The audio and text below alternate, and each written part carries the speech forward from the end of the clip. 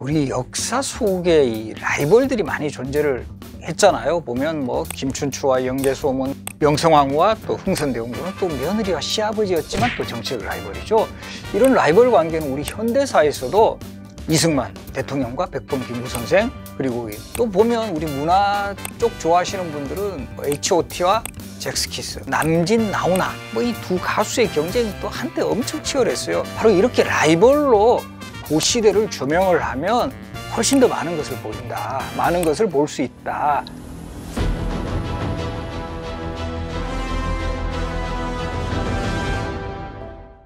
조선 건국 후에 뭐 한양천도, 경복궁 건설, 도성 축조 관리 모든 것에서 이성계의 강력한 신임 속에 꽃길을 걷는 정도전, 그에 비해서 뭐 아버지한테 찍혀서 거의 존재감을 드러내지 못했던 그 이방원, 그 이방원은 상당히 절치부심을 하게 됩니다.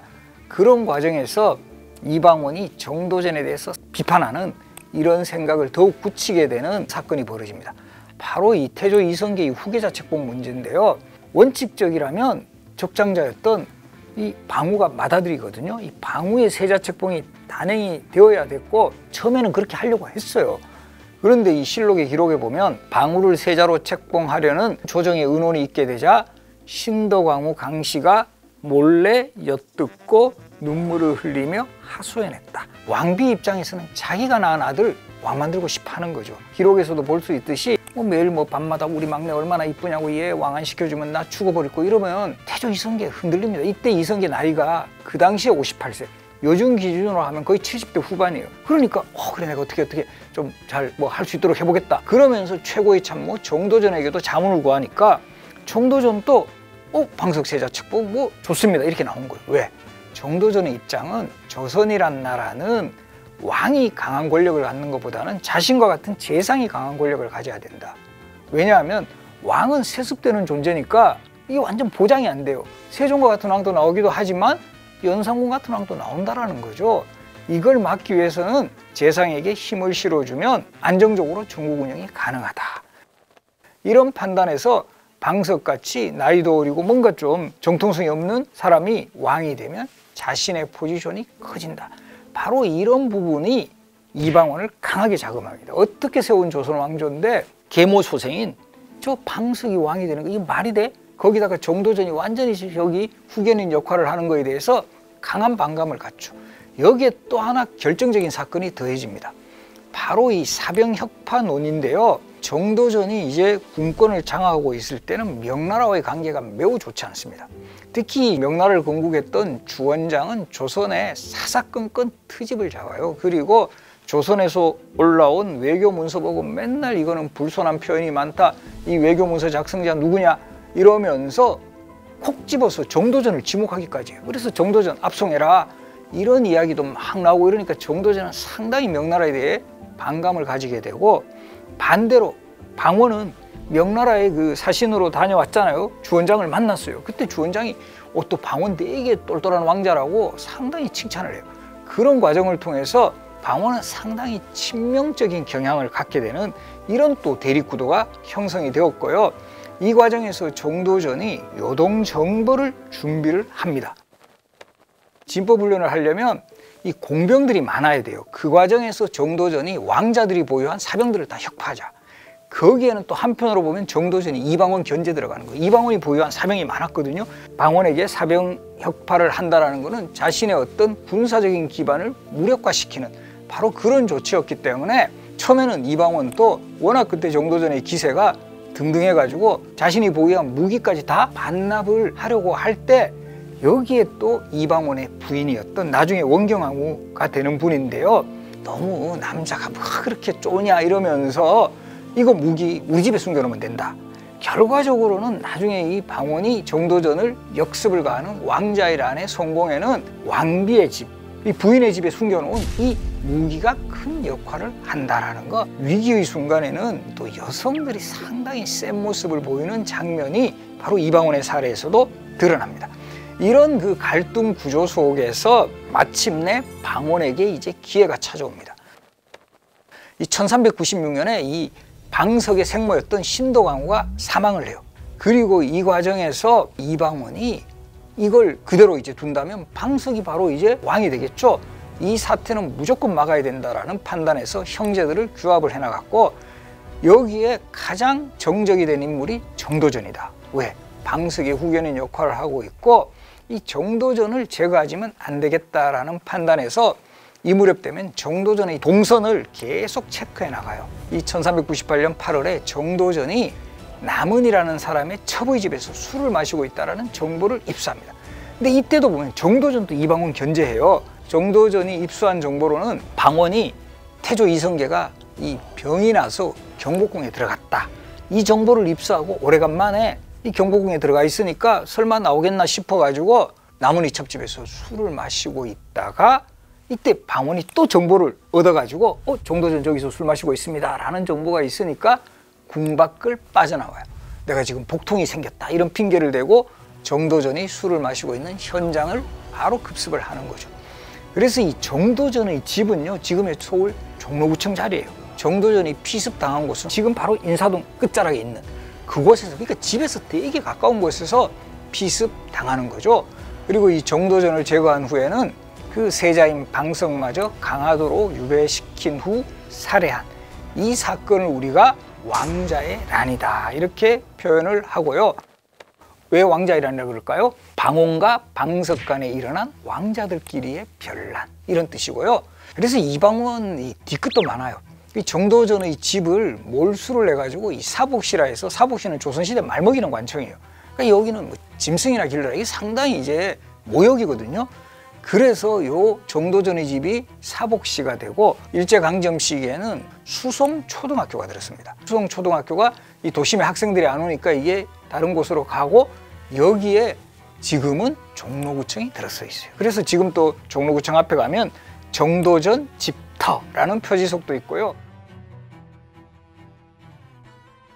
또 약간 옆쪽으로 가면 사복시터라는 표지석도 있다.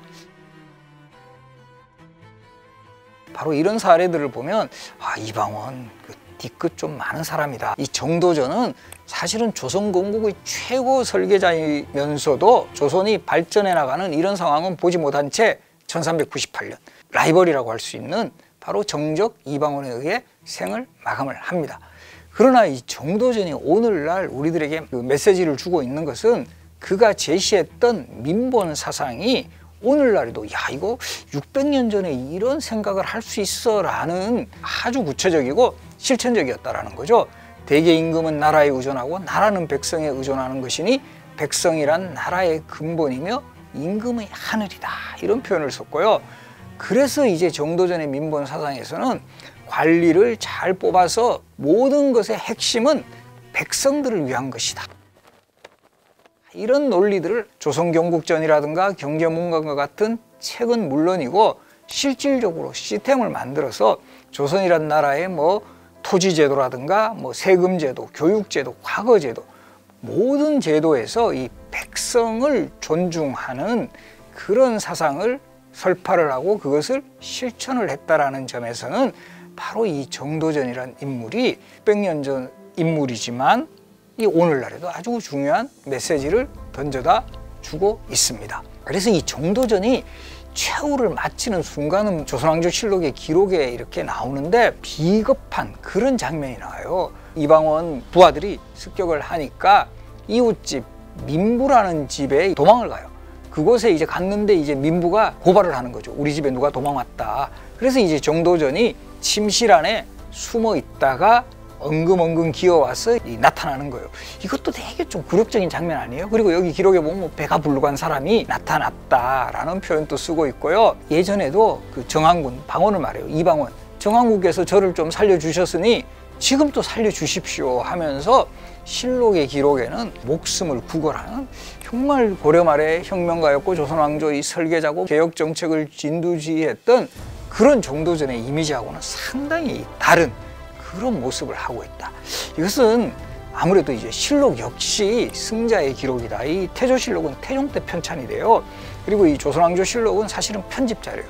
사관들이 쓴 사초의 기록을 바탕으로 그 내용을 다 기록하는 게 아니라 소위 편집하는 과정에서 아무래도 이제 정도전에게 좀 불리한 이런 내용들을 바로 이 마지막 장면에 기록을 했기 때문에 정도전 최후의 장면은 우리가 이제까지 알고 있던 정도전의 모습하고는 상당히 다르다라는 거 이것도 기억을 하시고요. 그래서 결국 우리 이 정도전과 또 이방원의 라이벌 관계가 대표적으로 드러나는 공간이 바로 경복궁하고 창덕궁이에요. 이 경복궁 건설을 주도했던 인물은 정도전이라고 그랬잖아요. 근데 이 태종이 왕이 된 후에 경복궁에 들어가지 않아요. 새로운 궁궐을 만들라고 해서 만든 게 바로 창덕궁이다. 그래서 이 경복궁이 있음에도 불구하고 태종이 어떤 논리를 드느냐 하면 이 경복궁은 왕자 일환이 일어나가지고 터가 좋지 않다. 새로운 궁궐을 지어라 라고 만든 게 바로 창덕궁. 그래서 우리가 지금 이렇게 서울의 이 고궁에서도 대표되는 이 경복궁하고 창덕궁에서도 두 인물의 어떤 라이벌 관계가 구현이 되어 있다. 이렇게 볼 수 있습니다. 그래서 이 정도전은 조선건국의 어떤 실질적으로 이끈 주역이었지만 이방원에 의해서 빨리 생을 마감합니다. 그러나 이 중요한 것은 정도전이 구축했던 조선왕조의 기본 시스템은 이후에도 그대로 간다. 정도전이 강조했던 신권 중심의 어떤 정치 사상, 그리고 이방원은 바로 이제 태종으로서 왕위에 오른 후에는 철저하게 왕권을 강화하는 그런 시스템을 만들어 나가요. 그리고 바로 이 조선의 역사에서는 이 왕권이냐 신권이냐가 항상 정치에서 신권, 어떨 때는 왕권 우위, 이런 정치적 국면이 이제 계속 전개된다는 것을 볼 때 조선 건국의 두 주역, 한때는 라이벌이기도 했지만 또 큰 흐름으로 보면 조선이란 나라의 기본 시스템을 만드는 데 있어서는 정도전, 이방원 두 사람의 역할은 결코 작지가 않다. 라이벌이면서도 어떤 측면에서 보면 조선이란 나라의 틀을 만드는 데 있어서는 결과적으로는 동반자의 역할을 했다라는 평가를 내릴 수가 있겠습니다. 삼촌과 조카, 전왕과 후왕, 두 가지 관점에서 아주 라이벌 관계를 형성했던 인물이 있습니다. 바로 이 단종과 수양대군의 관계인데요. 철퇴를 살피기 위해서 여장을 했다 그래요. 고개를 숙이는 순간 철퇴를 눌러서